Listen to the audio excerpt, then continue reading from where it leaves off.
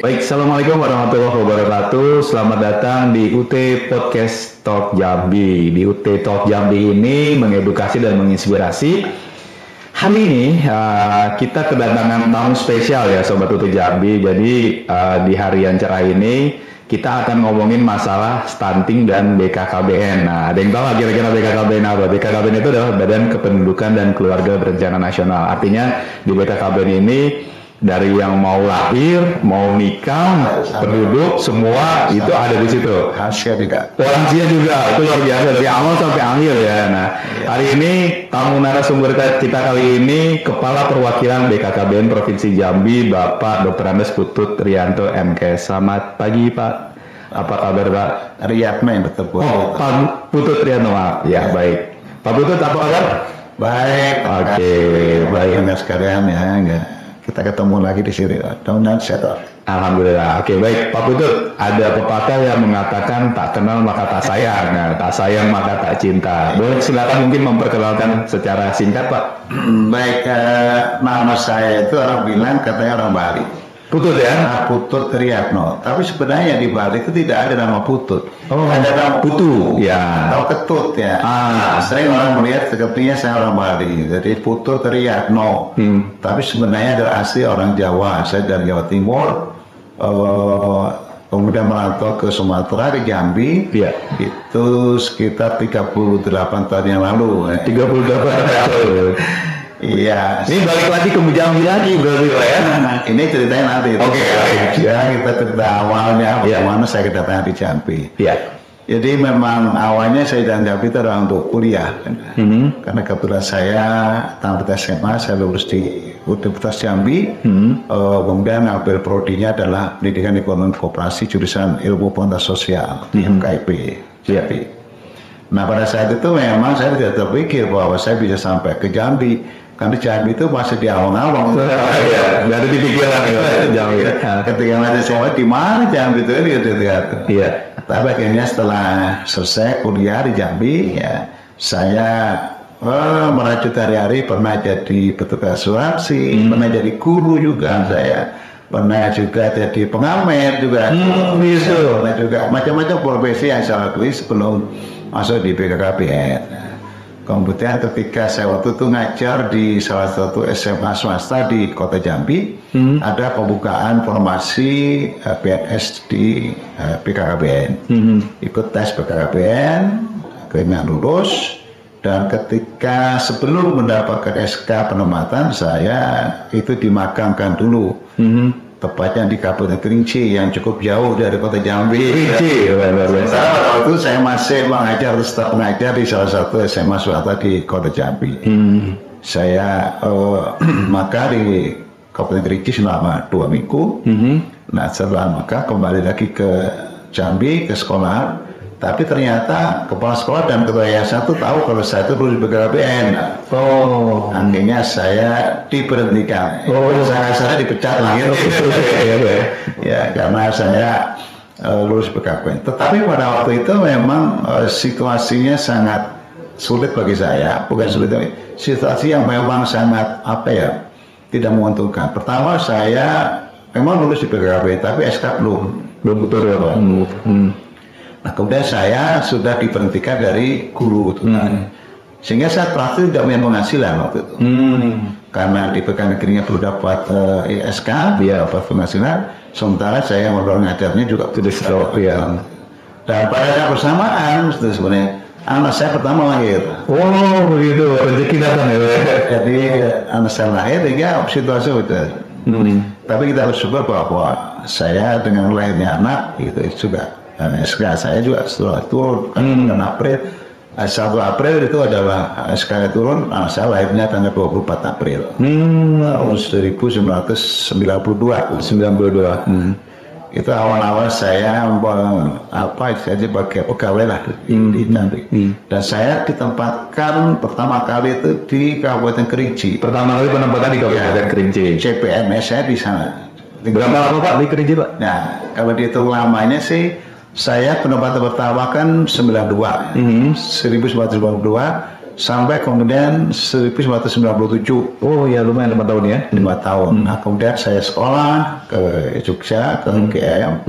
Ambil prodinya adalah ilmu kesehatan masyarakat. Kesehatan masyarakat. Jadi tadi menyimpang dari ilmu yang benar. Karena jadi BKKP itu. Nah setelah selesai sekolah, saya masih kembali ke Kerinci lagi sekitar 6 bulan di sana. Jadi berarti saya pekerjaan Kerinci itu 5 tahun setengah atau 5 tahun 6 bulan gitu. Baru kemudian saya pindah ke provinsi di BKKBN provinsi ya. Setelah di provinsi tidak lama setahun, saya ditugaskan kembali ke Kabupaten Sarawak. Karena pembekaran wilayah dulu. Oh iya. Dulu kan Sarpo ya. Rangun Bangkul. Jadi Berangun dan Rangun Himbungur dan Tepur sebagainya. Nah kebetulan ada penempatan baru di Sarawak, saya di sana di Sarawak. Di Sarawak gak lama juga, ya, 1 tahun. 1 tahun. Karena dulu ada apa-apa mau otonomi daerah. Jadi BKKP salah satu juga instansi vertikal dulu di kabupaten mau diserahkan ke kabupaten. Itu tahun 2003 awalnya. Tapi 2002 itu sudah mulai apa barang siapa saja yang kepingin pindah silakan. Kalau tidak pindah ya silakan itu kabupaten ke daerah. Saya pikir karena saya nggak punya kampung di Jambi, akhirnya saya pindah ke provinsi Jambi. Itu di Carulangun tahun 2021 sampai 2001 sampai 2002. Setahun ya. Nah, kemudian 2002 saya pindah ke provinsi. Itu mengawal karir di provinsi lah. 2002 sampai 2016. Sementara sampai situ dulu. Nanti percerita lagi. Ini pengalaman hidupnya Pak Putut ini luar biasa ya, dari asuransi, ngapain juga ya Pak. Itu jadi kalau sekarang mau mengadu 1 laku 2 laku, ya bisa. Baik. Nah, bicara tentang pengalaman pekerjaan, berarti sebelum di Provinsi Jambi yang saat ini, Pak Putut sudah di beberapa perwakilan BKKBN. Ya, jadi tadi saya katakan bahwa saya kan di provinsi tahun 2000 ya mulai kembali lagi ke provinsi tahun 2002. Iya. Dari 2002 saya jadi staf, kemudian dari kepala seksi, kemudian sampai dengan kepala bidang itu di provinsi Jambi sampai 2016. Nah, kemudian 2016 ada kesempatan untuk mengikuti open bidding untuk pejabat tinggi pertama atas eselon 2. Saya ikut. Nah, ini saya lulus. Nah, kemudian untuk istilahnya di sekolah di magang Kalimantan Utara. Wah, luar biasa. Kalimantan Utara ditarakan, tapi kemudian kan ibu kotanya pindah ke Bulungan, Sawah, ketika di tahun Sawahnya. Nyebrang laut. Ya, itu banyak idenya Pak, betul. Itu sampai dari mulai Oktober sampai Desember 2016. Magang ditarakan gitu. Dan saya resmi dilatih menjadi kepala perwakilan BKKBN Maluku Utara tanggal 13 Desember 2016. Jadi ketemu lagi Maluku Utara ya. Jadi saya pikir dulu bisa kembali ke wilayah barat, tapi kembali ke wilayah timur. 2016 Desember sampai dengan Januari tanggal 13 Januari 2020 itu di Maluku Utara. Saya punya sekali pengalaman di Maluku Utara, pulau-pulaunya jauh seperti luar biasa lagi Pak ya. Nah kemudian 14 Januari 2020 saya ditugaskan di pusat sebagai kepala biro umum dan humas BKKBN pusat. Lumayan di pusat juga 3 tahun 7 bulan sampai dengan 1 September 2023. Oke. Yes. Nah itu yang di pusat, jadi mulai 14 Januari 2020 sampai 1 September 2023. Akhirnya saya dilatih lagi jadi kepala program BKKBN Provinsi Jambi 1 September 2023 sekarang. Jadi balik lagi Pak. Nah ini jadi karena saya dulu dari Jambi ya insya Allah alhamdulillah kita dikembalikan ke jalan lagi. Ada mitos yang mengatakan kalau sudah kena air matahari, Pak, Katanya begitu. Saya pikir mitos ini tidak ada di Jambi, di Samarinda pun begitu. oh iya, Di tempat lain begitu. Tapi sudah minum air sungai Batanghari atau sungai Samaan, sungai yang Makadam itu. ya. Air kembali. Katanya gitu. Oke, baik Pak Putut, ini bicara tentang BKKBN Pak, Badan Kependudukan dan Keluarga Berencana Nasional. Salah satu program yang saya ketahui itu terkait stunting Pak ya. Mungkin boleh kalau untuk Sobat UT Jambi juga, karena mahasiswa UT itu kan beragam Pak, dan buat teman-teman UT Jambi juga, Ya. ada yang milenial, ada yang kolonial, ada yang sudah berkeluarga segala macam. Nah, sebetulnya apa itu stunting itu Pak? Mungkin bisa dijelaskan secara sedikit. Ya, pengertian secara apa ya, secara harfiah dan secara kamil, stunting itu identik dengan pendek. Tetapi tidak semua orang pendek dikira stunting. Nah, Iya. Jadi orang awam mengatakan memang stunting itu pendek memang, tetapi tidak semua orang pendek itu Stunting. Banyak contoh tokoh-tokoh kita yang pendek, tapi tidak. Contoh misalnya Pak Marwafi nih, Pak Mundur kita kan itu. Iya, betul. Dokter belakang beliau. Betul. Pak Habibie juga begitu, orangnya kecil banget, tapi pintar, profesor. Jadi karena itu supaya memberikan pengertian yang yang bisa dipahami oleh masyarakat, stunting itu sebenarnya adalah kondisi bayi yang gagal tumbuh dan gagal berkembang oleh karena asupan gizi kronis yang tidak lengkap. Oh, Maka dari itu kalau diartikan secara lebih itu adalah bayi yang gagal tumbuh dan gagal berkembang. Kalau gagal tumbuh itu tadi pendek ya, tapi gagal berkembang menyangkut dengan otaknya. oh, iya. Jadi kalau disingkat misalnya stunting itu gagal tumbuh. Gagal tumbuh dan gagal berkembang. Oh, gagal tumbuh. Apa gagal tumbuhnya? Itu tadi pertama kirinya adalah pendek. Yang kedua badan yang kurus. Yang ketiga itu adalah sakit-sakitan. Jadi gampang sakit kita itu. Terutama pada usia-usia 0 sampai 2 tahun sampai 2 balita itu kondisi sampai itu. Nah sekarang kondisi gagal yang tumbuhnya Pak, gagal tumbuhnya itu perkembangan otaknya tidak bisa optimal gitu kan. Jadi berpikirnya lambat. Oh begitu. Jadi kata orang kita ya kapasitasnya bodoh itu agak. Iya. Itu kelihatan nanti ketika dia sekolah bisa itu. Sekolah bayarnya ngantuk terus gitu. Kemudian kalau ditanya gurunya nggak nyambung gitu. Oh gitu. Kalau di pengen PR itu bisa tidak mengerjakan sebagainya. Itu adalah kondisi anak-anak yang ciri-ciri anak stunting itu. Dan itu memang berbahaya. Makanya nanti ke depannya bagaimana Indonesia katanya kan ingin menjadikan negara maju, negara unggul di tahun 2045 ketika Indonesia Mas, 100 tahun emas itu kan. Maka sejak sekarang itu anak-anak jangan sampai lahir dengan stunting. Betul. Stunting tadi itu kelihatannya aja mungkin sehat saja, tetapi otaknya tidak ada berisi. Oh gitu. Nah, karena memang teorinya ya ternyata bahwa pengisian otak manusia itu oleh Allah itu bahwa itu ketika 1000 hari pertama kehidupan. Kapan itu sebetulnya itu? Nah ini yang penting. Itu ketika dalam kandungan selama 9 bulan atau 270 hari. 9 bulan dan 30 hari itu 270 hari. Plus sampai dengan 0 sampai umur 24 bulan. Itu 730 hari. Itu adalah saat-saat yang sangat menentukan pada perkembangan bayi. Makanya itu 1000 hari pertama ketika dalam kandungan tadi sampai lahir anak umur 24 bulan atau 2 tahun. Itu saat sebenarnya pengisian otak. Nah, Allah tidak begitu. 80% otak manusia itu disimpan pada saat itu. Oh, oke. Nah, karena itu kalau misalnya pada saat itu bayi-bayi tersebut kurang gizi, kurang mendapatkan asupan yang baik, itu kita terjadi stunting itu. Iya. Kalau saya membaca ada satu penelitian secara data ya Pak Putut ya, memang jumlah data stunting di Indonesia itu cukup tinggi ya. Dari 10 anak 3 diantaranya itu stunting. Nah, kira-kira faktor yang menyebabkan itu apa Pak? Jadi angkanya sebetulnya kita punya survei yang dilakukan oleh Kementerian Kesehatan namanya SSGI, Survei Status Gizi Indonesia. Iya. Itu mulai dari tahun 2013 sampai terakhir 2022.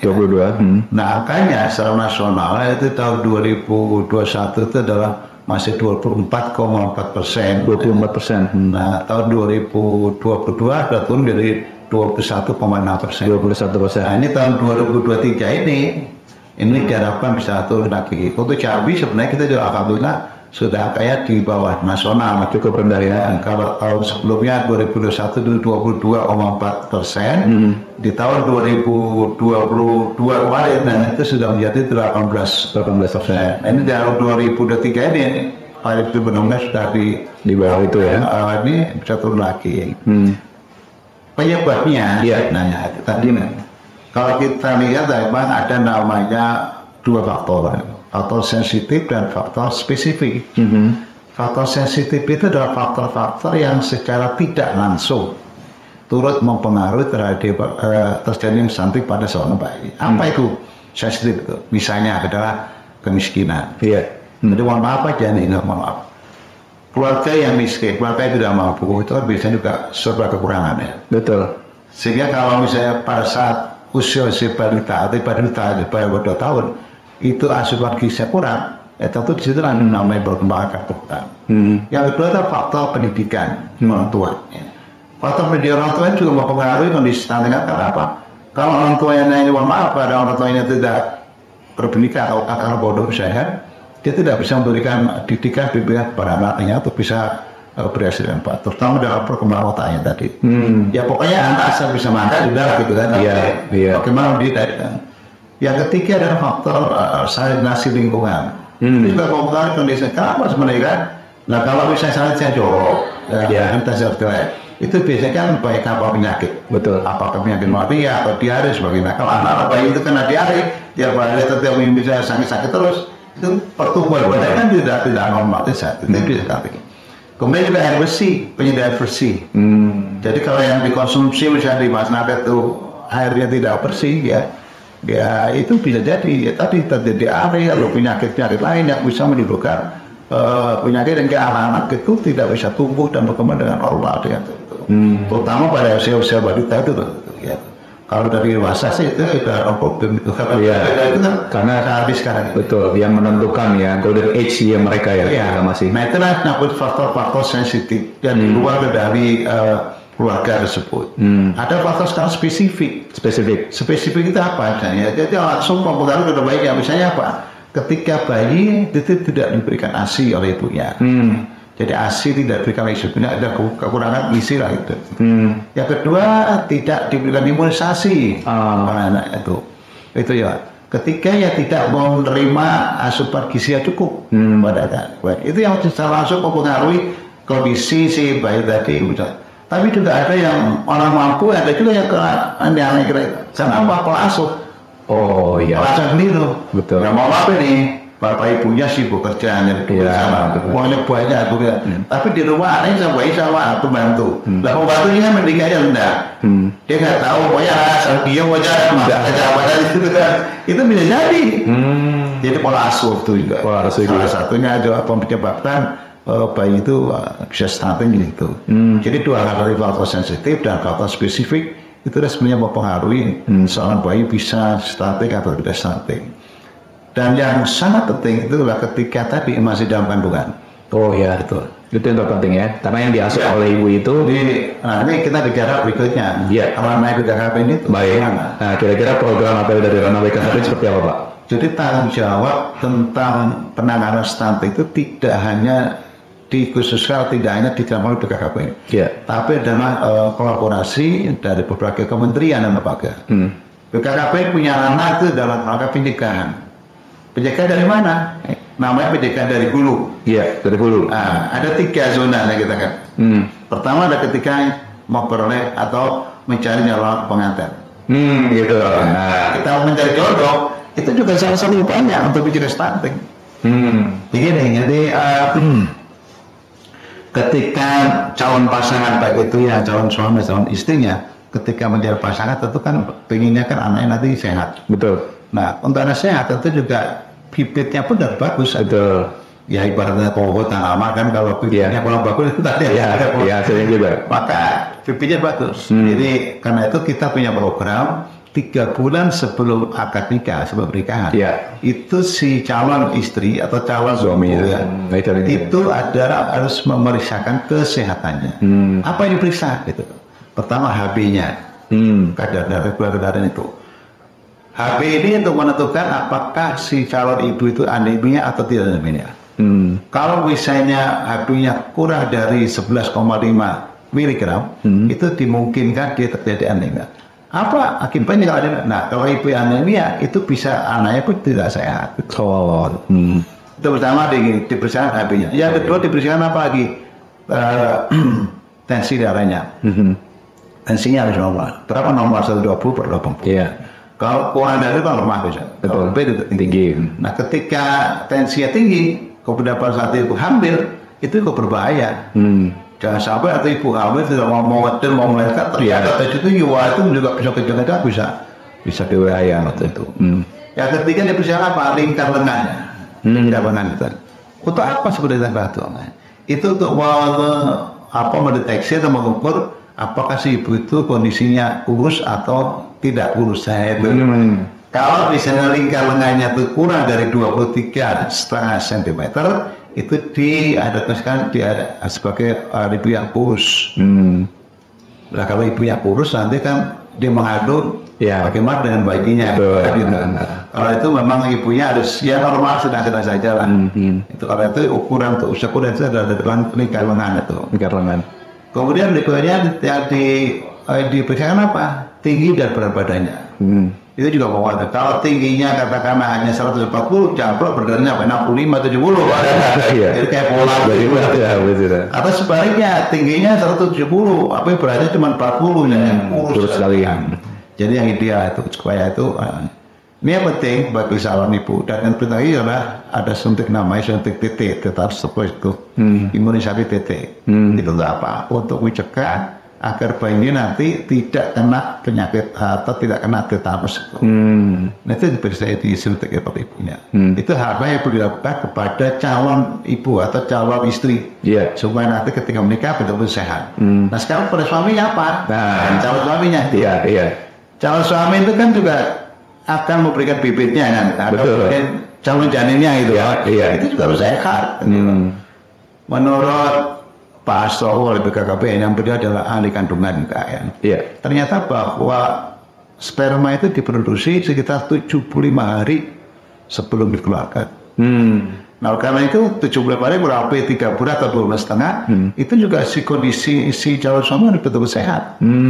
Bagaimana dia sehat ya? Mungkin mereka tidak merokok, jangan merokok, kemudian tidak begadang ya malam, tidak minum keras, apalagi jangan sampai kena narkoba. Dan yang penting juga itu ketika mau menikah diperiksa nih kawinnya, jangan pula kena penyakit PMS, ya itu yang penting.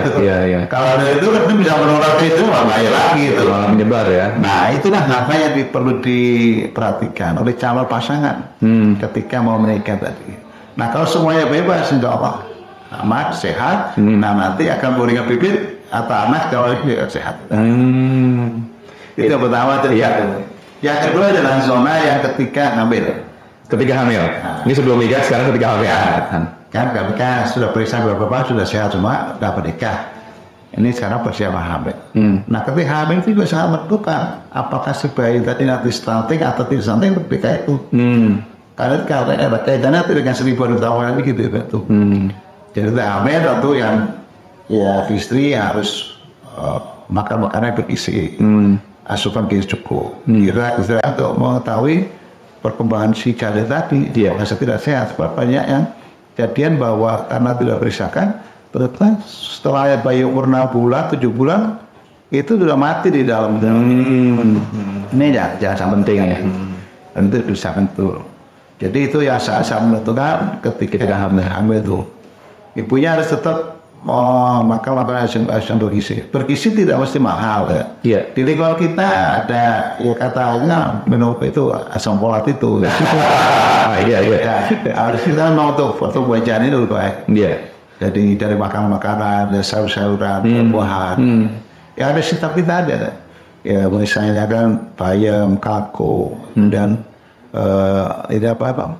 Daun katu, dan ada kewan juga tuh Pak. Waktu sudah. Ini yang saudara kedua. Setelah itu sudah nikah ketika hamil.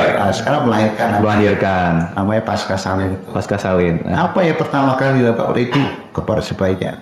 Pertama adalah memberikan ASI. air susu ibu. Iya. Jangan air susu mama. Iya, iya. Air susu apa ya? Asma juga. Iya. Iya. Jadi ASI diberikan pertama kali kepada ibu, pada bayinya itu yang paling penting. Iya. Kemudian juga apalagi itu kalau ibu yang berhasil bayi itu memberikan imunisasi. Penting sekali imunisasi untuk mencegah ataupun memberikan kekebalan tubuh kepada si bayi supaya dia tidak gampang sakit, tidak mudah kena penyakit. Itu yang kemudian, dan berikutnya juga setelah umur 6 bulan, karena ASI eksklusif itu adalah 0 sampai dengan 6 bulan. Betul-betul hanya ASI saja masuknya. ASI eksklusif. Setelah 2 bulan boleh diberikan makanan awan, pendamping ASI. Ya mungkin buburnya lembek misalnya, atau mungkin susu dan sebagainya. Supaya anak betul-betul tumbuh dan berkembang secara optimal. Karena di saat itu sangat amat menentukan anak-anak itu. Kalau tidak memberikan kasihan, pertumbuhannya sudah tidak maksimal, tambah lagi otaknya lagi dari kerusakan ya. Dan kemudian berikutnya ya setelah pertama ibunya juga harus mempersiapkan untuk persalinan berikutnya. Artinya mencegah jangan dapat terjadi hamil ketika masih terlalu pendeknya. Ikut BKB ibunya itu BKB supaya itu menjalankan jarak kelahiran antara pertama dan kedua. Itulah saat yang kita namanya golden age. Jadi saat yang menentukan bagi seorang bayi untuk bisa tumbuh dan berkembang secara lebih optimal. Ya, sehingga nanti diharapkan tidak menjadi anak stunting. Iya. Itu yang penting itu. Iya, Sobat UT Jambi tadi di Pak Putut sudah menyampaikan, saya dapat informasi dan edukasi yang cukup. Jadi ketika mau nikah itu butuh persiapan gitu ya. Jadi tolong kalau misalkan tadi sudah disampaikan oleh Pak Putut ya, kalau misalkan mau nikah dicek. Jangan menikah karena bencana. Apa yang menikah karena direncanakan. Gitu. Jangan karena bencana, tapi semua memang perlu direncanakan ya. Jadi memang tadi sebelum menikah, ketika hamil, pasca melahirkan, dan juga nanti ketika anak itu sudah lahir, kita ingin anak-anak generasi kita anak-anak yang berkualitas, sehat dan optimal. Nah, kita ingin menuju tadi 2045 itu 100 tahun Indonesia Merdeka generasi emas. Dari sekarang sebenarnya tuh. Iya. Nanti 22 tahun belakang kalau generasi kita sekarang geloyo ya, nanti bisa bersaing dengan betul. Ya, menarik tadi ya teman-teman Sobat UT Jambi. Nah, kita masuk ke sesi terakhir Pak Putut. Kira-kira dari kendala, masalah yang dihadapi BKKBN saat ini apa ya Pak? Ya, menyangkut dengan program. BKKBN itu ada 2 program, program Bangga Rencana dan program percepatan stunting. Kalau program Bangga Rencana itu kan istilahkan program yang sudah berjalan selama ini. Misalnya pelayanan KB, misalkan pelayanan di bidang keluarga kesejahteraan, dan tenaga penduduk itu adalah program juga. Di situ memang hambatan yang ini memang sebenarnya adalah masih ditemuinya sebagian dari masyarakat kita yang masih abai dengan masalah-masalah perencanaan kelahiran. Mereka masih istilahnya ada sih, tidak semuanya ada sih, memang masih menganggap bahwa anak itu memang merupakan aset. Tetapi kalau anak itu tidak diberikan bekal ilmu, diberikan pelaksanaan cukup, itu nanti itu menjadi beban bagi keluarga. Betul. Oleh karena itu memang sebenarnya ini perlu pengertian bahwa jumlah anak itu memang istilahnya itu adalah relatif ya. Apakah ada ide dan sebagainya. Tapi BKKBN memberikan edukasi bahwa jumlah ideal itu ya 2-3 saja. 2-3. Jadi itu masih ideal. Kalau lebih dari itu dimungkinkan tadi karena angka kematian bayi dan angka kematian ibu itu lebih baik pada anak-anak yang di atas 3 itu, anak 4 atau 5 itu. Iya, dan usia si ibu juga betul ya? Ya, usia ibu juga harus betul. Ideal ada 21 itu perempuan dan 25 untuk laki-laki. Jadi memang kita menginginnya kualitas ya, bukan kuantitas. Tapi kalau ada perkataan banyak anak banyak rezeki, itu yang perlu diluruskan. Iya. Ada tambahannya tuh, apa ya, banyak rezeki yang harus dicari. Jadi tidak berarti situ masih koma tadi, ada dicari. Iya. Ya apa anak itu tadi mau berapa betul, tapi perlu diperhatikan bahwa ketika kita ingin menambah anak, apakah anak ini masa depannya itu betul direncanakan. Ya kalau bagi yang keluarga mampu, oke lah, mungkin punya anak lebih dari 3. Tapi juga bentuknya lagi, godaan sekarang juga, di zaman sekarang itu juga besar sekali. Tidak hanya bisa memberikan pendidikan, tidak hanya bisa memberikan makan, tapi juga pengaruh lingkungan, pengaruh dunia yang semakin luar biasa. Kebelakang. Dan kemudian yang kedua tentang bonus stunting. Stunting itu memang tidak hanya tanggung jawab BKKBN, tapi secara kolaboratif, secara sinergi dari beberapa kementerian dan dinas terkait itu sangat mendukung. Misalnya dari kesehatan, dari BUPN, beberapa perempuan, kemudian dari di provinsi dari Bapeda, misalnya dari sosial, dari Kementerian Agama, itu semua datang terlibat. Karena masing-masing punya peran, yang peran besar. Tadi kata BKKBN itu di ranah dalam pencegahan. Iya. Jadi tadi dari mulai di pertama juga. Tapi nanti kalau sudah lewat itu nanti Kementerian Kesehatan lagi punya tugas. Kemudian kalau yang tidak mampu itu sosial lagi. Kemudian sanitasi, air bersih itu BUPN. Jadi semuanya sangat terkait. Iya, hasil sinergi ya. Sinergi semua itu.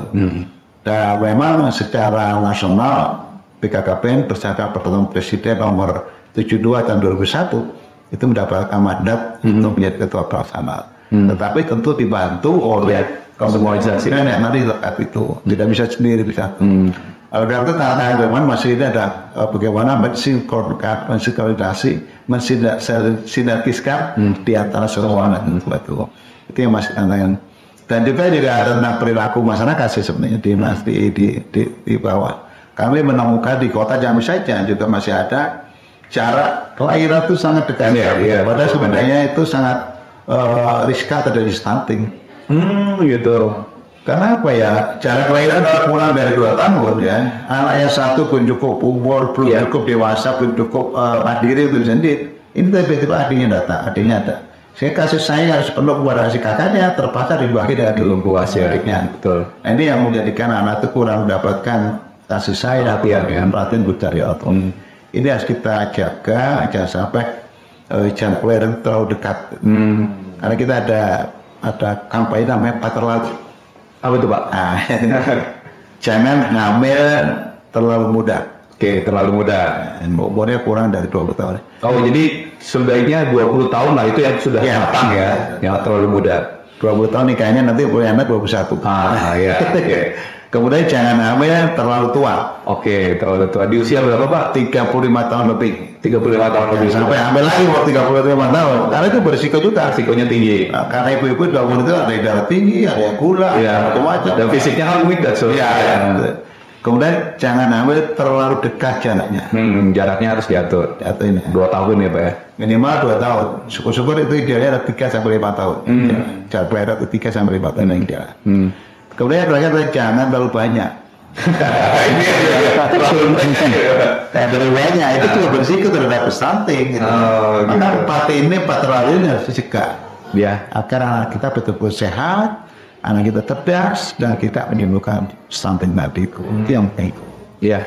Ya. Jadi menarik tadi teman-teman Sobat UT Jambi tadi Pak Putut sudah menyampaikan perlunya direncanakan gitu ya Pak ya. Jadi kita nggak selalu asal kuat, semuanya itu waktunya, kondisinya, semuanya harus direncanakan agar nanti hasilnya optimal dan kita memiliki. Semua kalau terencana itu akan lebih baik. Pak betul, merencanakan yang baik hasilnya pasti akan baik juga. Semua baik. Pertanyaan terakhir Pak Putut. Nah di kepemimpinan Bapak nih BKKBN Provinsi Jambi, harapan dan visi misi Bapak nanti ke depan untuk Provinsi Jambi kira-kira seperti apa Pak? Ya untuk program BKKBN tadi jelas bahwa masyarakat itu harus sehat, cerdas, dan tentunya bersemangat. Sehat, cerdas itu penting. Kalau orangnya itu sehat tapi tidak cerdas juga bermasalah. Tapi sebaliknya kalau cerdas tapi tidak sehat juga sehat dulu, cerdas, kemudian baru bersemangat untuk bekerja. Kemudian berikutnya adalah tentang program ini sebenarnya untuk percepatan penurunan stunting karena target Pak Presiden itu sampai akhir 2024 itu ada 14%. 14%. Untuk Provinsi Jambi itu ada 12%. Itu harus secara sinergis dan kolaboratif dan semua pihak harus saling mendukung, saling bekerja keras untuk bisa menuju stunting. Dan yang terpenting adalah perilaku masyarakat. Perilaku masyarakat apa ya? Mungkin kalau tadi yang pagi harus berikan ASI, kemudian diberikan makan tambahan yang cukup.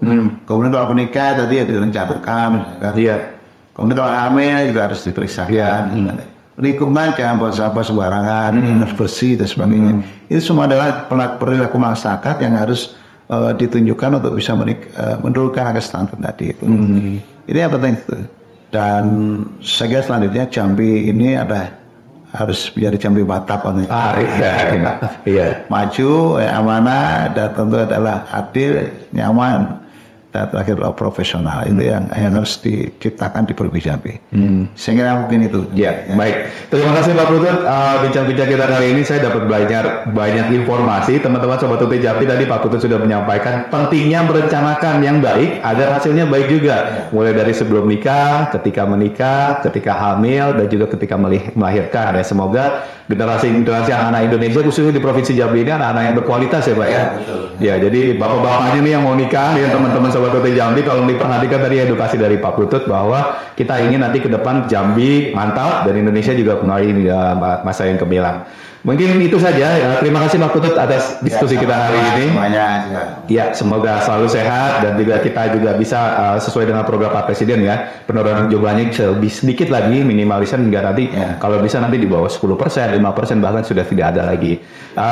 Teman-teman Sobat UT Jambi, sampai jumpa lagi pada episode UT Talk Jambi berikutnya di edisi-edisi berikutnya. Saya Siryadi pamit undur diri. Assalamualaikum warahmatullahi wabarakatuh. Waalaikumsalam warahmatullahi wabarakatuh. Ya, baik.